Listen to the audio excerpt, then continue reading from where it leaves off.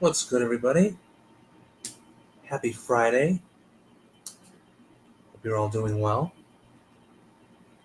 Ladies and gentlemen, welcome to the latest episode of The Returning Mystery Unsolved. It has been a while. It has absolutely been a while. It's been a minute. It's been more than a minute. I just, of course, closed Mystery Blue Book last week, and I am back at it with the original series that started it all, Mystery Unsolved. For as long as there are mysteries that are unsolved, I will try to do my best to give you my intake on them. Now, what is the topic? Now, this topic might be a little boring, but it's a disappearance, so it's going to be good, right? Tonight's topic for the season debut, the season premiere of Mystery Unsolved is the disappearance of Raoul Wallenberg. Who is he? Why did he disappear? How did he disappear? Why have we still not found him? These questions, obviously, some of them will be answered, some of them will not. But let's delve deeper, shall we? Ladies and gentlemen, once again, Mystery Unsolved, the disappearance of Raoul Wallenberg. Raoul Gustav Wallenberg was a Swedish architect, businessman, diplomat, and humanitarian. He saved thousands of Jews in German-occupied Hungary during the Holocaust, from Germans, Nazis, and Hungarian fascists during the later stages of World War II. While serving as Sweden's special envoy in the Budapest between July and December of 1944, Wallenberg issued protective passports and sheltered Jews in buildings which he declared as Swedish territory. So, right off the bat, this man, for his time, absolute savior. He wanted to protect and save Jews. Nothing wrong with that. That's quite an honorable cause, right? Especially during the time.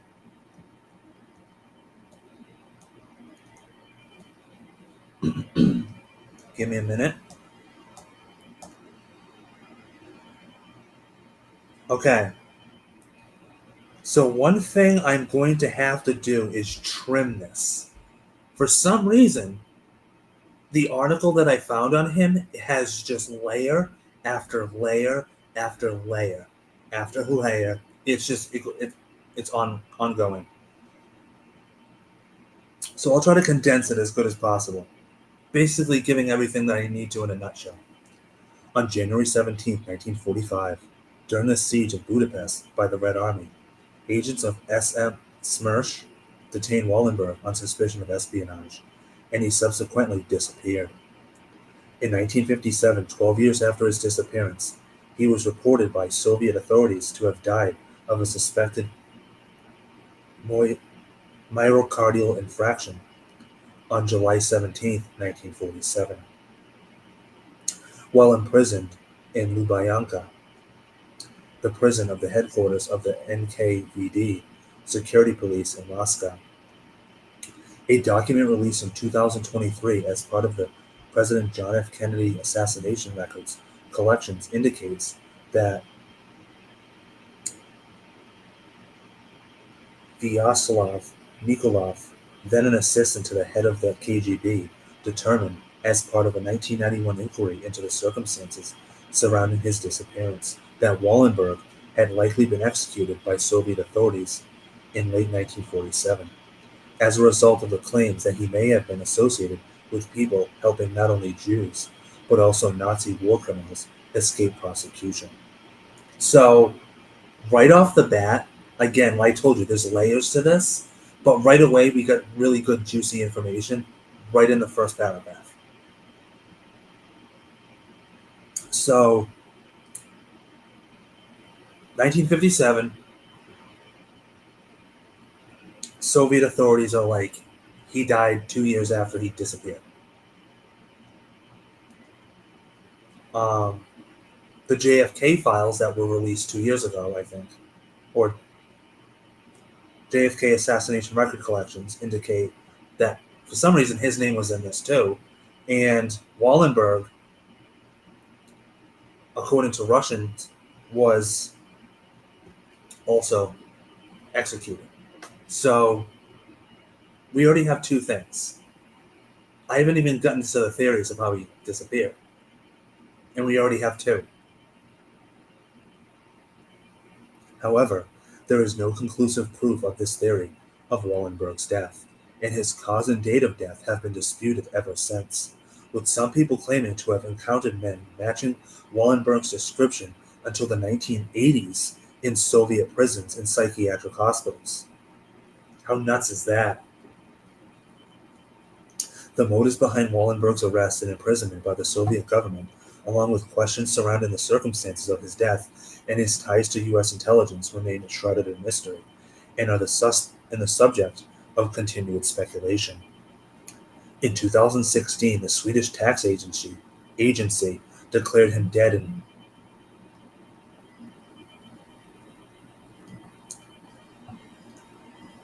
absentia, with pro forma date of declared him dead in absentia. What does that mean? Hold on.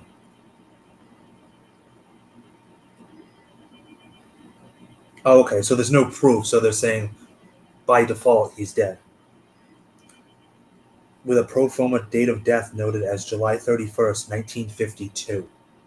So that would have been almost how many years?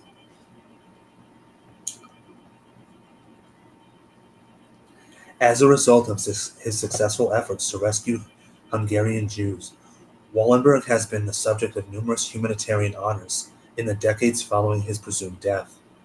In 1981, U.S. Congressman Tom Lantos, one of those saved by Wallenberg, sponsored a bill making Wallenberg an honorary citizen of the United States, the second person ever to receive this honor. Wallenberg also became the honorary citizen of Canada, Hungary, Australia, and the United Kingdom and Israel. So, how you like that, huh? Guy's been dead for however many, almost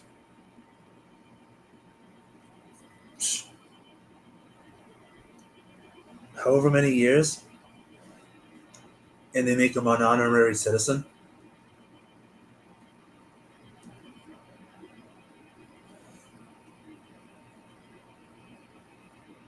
The Raoul Wallenberg Committee of the United States was founded in 1981 to perpetuate the humanitarian ideals and the nonviolent courage of Raoul Wallenberg. In 2012, Wallenberg was awarded a Congressional Medal by the United States Congress in recognition of his achievements and heroic actions during the Holocaust. Declassified documents have confirmed that Raoul Wallenberg worked with the Office of Strategic Services, the OSS, the predecessor of the CIA. Although some have claimed that Wallenberg was responsible for rescuing 100,000 Jews who survived the Holocaust in Hungary, historians regarded the figure as an exaggeration. Yad Vashem estimates the number of people granted protected paperwork as about 4,500 individuals. So, first of all, can we just talk about the amount of awards and acknowledgement and recognition that this man has received over the course of 80 years? 40, 50, 60, 70, 80, 90, 2000s, 2010s. Yeah, right? We're not here to do math problems. And yeah, I'm one of those people that counts in their hands. The amount of recognitions and like you know how soldiers get Purple Hearts after they die? This man got like every possible prestigious equivalent to the Purple Heart that one could possibly receive. That is crazy. Crazy impressive. So, before I go any further, can we understand why he was perhaps taken? He disappeared. Obviously, Germans, Hungarians, or Russians took him. And we know why. Because he was trying to save Jews. He was trying to save the Jewish people, and, they were just like, F this guy. He's not going to do something courageous and and right with the world. No, no, no, no. And they just kind of snatched him one day, and he was never heard from again. Although maybe he was, which there are several claims that claim that he was. So, disappearance. Now, I'm going to check to see how long this is. It is biblically long. So, again, to not bore you, yeah, I'm going to I'm going to go over it. I'm going to skip some parts because, but Justin, all the information is important if it wasn't written.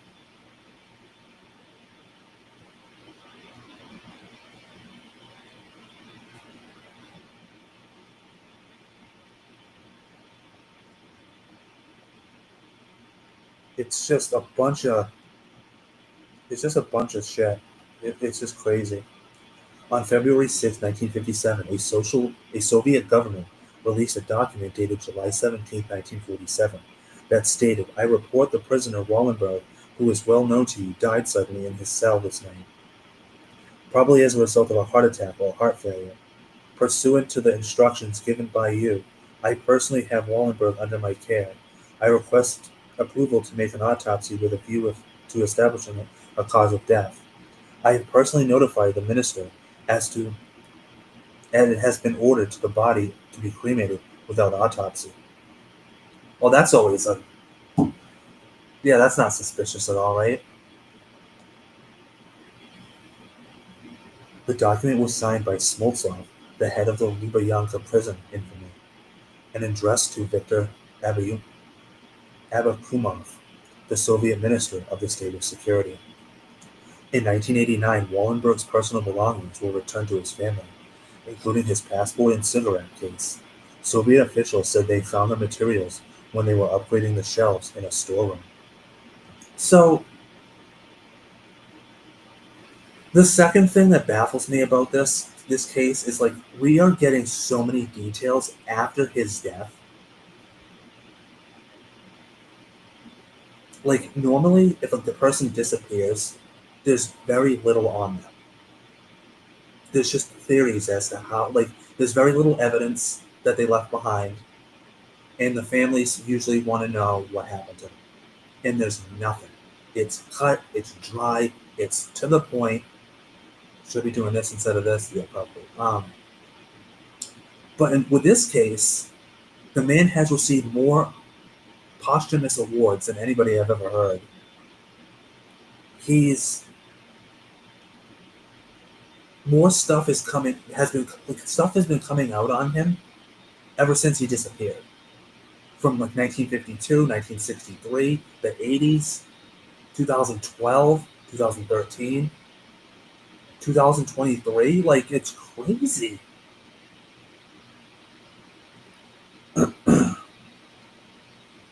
In 1991, Vyacheslav Nikolov was charged by the Russian government with investigating Wallenberg's fate.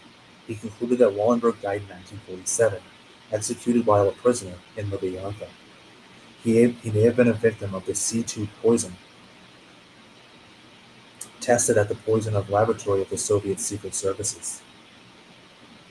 In Moscow in 2000, there's another date, Alexander Nikolaevich Yakoslav, God, these Russian names, announced that Wallenberg had been executed in 1947 in Lubyanka prison. He claimed that Vladimir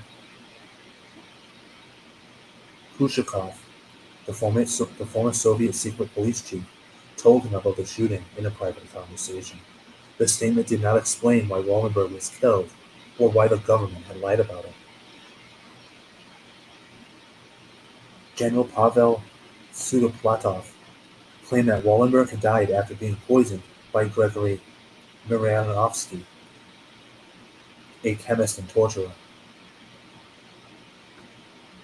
Imagine having that in your like, oh, what do you do for a living? Oh, I'm a chemist and torturer. What? Chemist? Yeah, what did you say after that? Chemist. In 2000, Russian prosecutor Vladimir Ustinov signed a verdict posthumously rehabilitating Wallenberg and his driver, Langfelder, as victims of political repression. I can't see.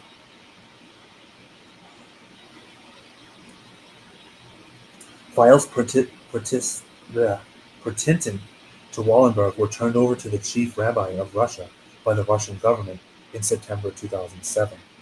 The items were slated to be housed at the Jewish Museum and Tolerance Center in Moscow, which opened in 2012. In August 2016, new information about Wallenberg's death came to light when the diary of the KGB head Ivan Surov surfaced after Surov's granddaughter found the diary hidden in a wall of her house.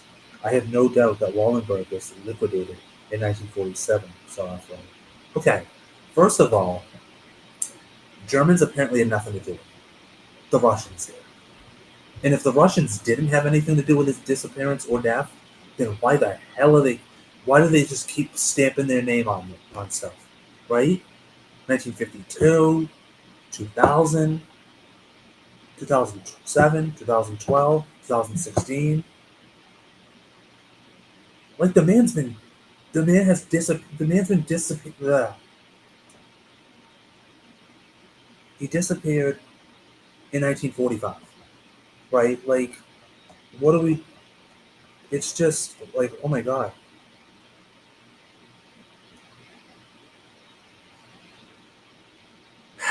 It's a lot of information, but unfortunately, a lot of it sounds very rhetorical. It's just rhetoric, it's just.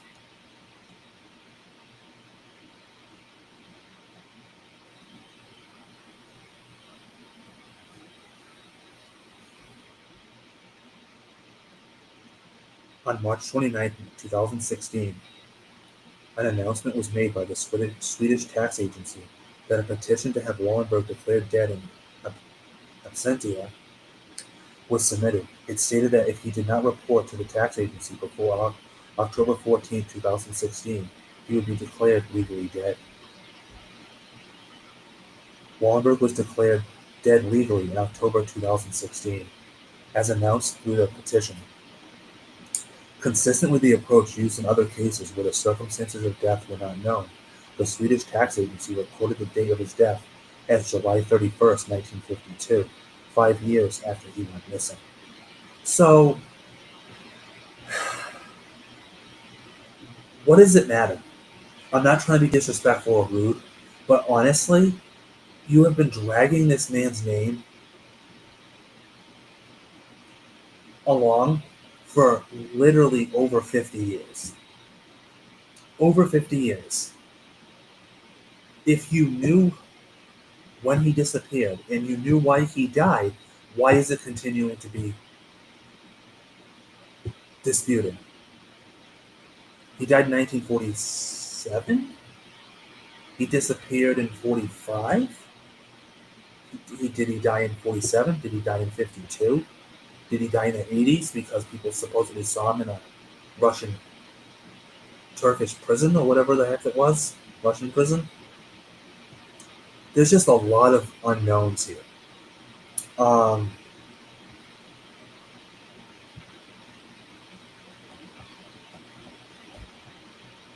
going to see if there's another article because that one's just kind of Britannica. I didn't know Britannica still existed.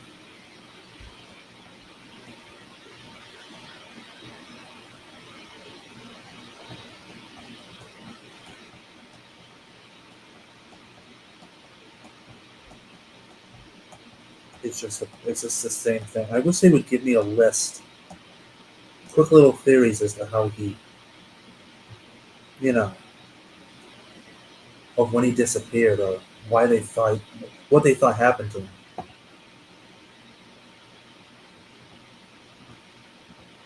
It's just paragraph after paragraph. Like they don't have anything in bold.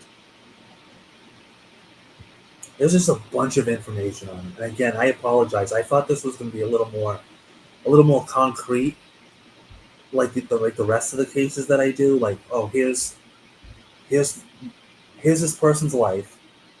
Here's when they disappeared. Here are theories as to what happened to them. This one kind of tells us, but it's all just blocks of text. So there's nothing for me to like. I have to look and really read, and I just don't have the patience for it, So I'm gonna do my own. going to do my own. Okay. Dates are important here. We can establish, I think, that it says that he died, like if you just Google his name, it says that he died July 17th, 1947 in Moscow, Russia. No, that's not true. The, what the following is my opinion of what I think happened. I think he went missing on July 17th, 1947. I think that has been confirmed. Whatever the hell happens to him after 1947, we don't know. Did he die in 47? It's possible, but it doesn't seem likely. It absolutely does not seem likely.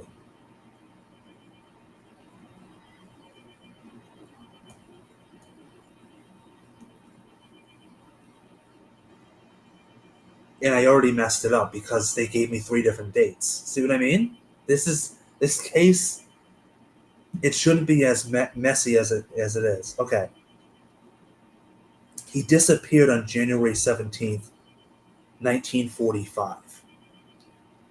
Do we think he died on the date that he disappeared? No, right? I don't think so. I think that's just the date he disappeared. The Russian government took him.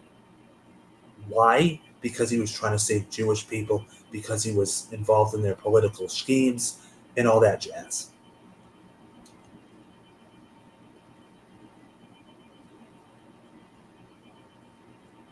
It's also now saying that it's been disputed that he supposedly died age 34 on July 17th, 1947, exactly 2 years after he disappeared.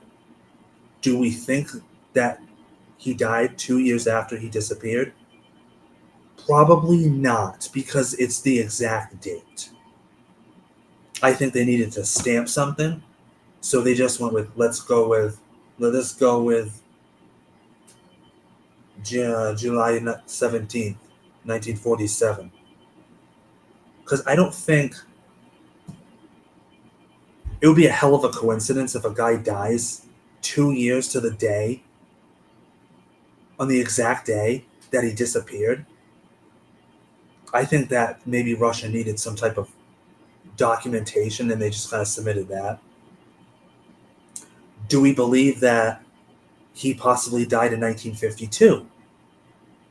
Again, I think that's possible. But his granddaughter thinks that he died in 1947. Does the date really matter here? It may not. My point is, sorry, my eye is just. So you had 47, 48, 49, 50, 51, 52. So we had 6 years, right? 48, 49, 50, 51, or 5 years, right? So it doesn't really, to me, I personally don't think it matters whether it's 47 or 52. The point is, who killed him and how did he die? Obviously, the Russians killed him. Did they wait 5 years or did they kill him at 47? That we don't know. How did he die? Some say he was executed. Some say he was poisoned. Those are the only 2 things that we're hearing, right? There's probably more, but like, who has the time? It's just constant. It's just me. It's just if we're gonna do this for another 10 minutes and we're not. It's just me reading off Russian names I can hardly pronounce, with different theories and different dates as to how he died and when.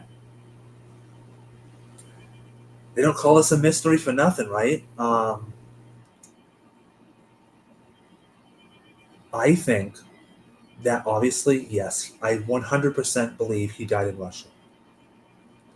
I think perhaps he died in 1947, but to cover their own asses for whatever reason you want to believe, they then said 1952. Or maybe they did, maybe they just prolonged it. I don't know. To me, again, it doesn't really matter whether it's 1947 or 1952. The man died within a 5-year span, right? How? That is kind of important. Some are like, oh, he was executed. He was poisoned. Was he executed? Like, was he shot? Was he poisoned? Like, this is kind of important. His family probably needs closure, right? Um, Inquiring minds would like to know, right? What do I think his cause of death was? Not to sound cliche, but Russian people have loved to use the cause of death as poison, dating all the way back to the days of Rasputin, right? Rasputin was poisoned. He didn't die, of course, but I did a video on that. If you haven't watched it, go ahead and watch. That's been Russia's um, way to kill people for years, for centuries. Let this poison him. Hell, Putin still poisons people today. Justin, you can't say that. I just did. Um, but yeah, not to sound cliche, but like that's that's Russia's method of killing people, which is poisoning them, poisoning people. Justin, you can't say that. I just did. Um, so yeah, I think he was poisoned in 1947, and I think for whatever reason, maybe people were kind of digging around because they're like, hey, whatever happened to that Wallenberg fella? Oh, he was killed recently. 1952, he killed him. Oh, can we see some documentation on that? Sure, give us 5 years. So again, I mean, I know it's not clear cut, but they don't call it a mystery for nothing, right? Um, there's just a lot of information, and it's really crazy to me that he got so many awards after he was dead. That it's just I've never known anybody to receive that many awards after being, killed. So in conclusion, I think that Raoul Wallenberg was poisoned to death in 1947 in Russia. However, several reports, several people, several groups, regimes, groups, organizations, and governments will have you believe that he perhaps died in 1952, that he lived on until the 80s in a Russian prison, and many people claim to have seen him, but I think it's very open and closed that he, in fact, was killed in 1947 by poison in a Russian prison. What do you think happened to Raoul Wallenberg? I'd love to get your thoughts, and you know what to do. Leave them in the comments. And also, if you haven't already, for whatever reason, because you're just discovering me and you like my videos, hit the subscribe button at the bottom so you know anytime that I go live for Mystery Unsolved or any videos that I do. And do stay tuned for next Friday's video, as I will be doing the mysterious death of one serial killer, Belle Gunness. For Mystery Unsolved, this is Justin Bienvenu, and this has been The Disappearance.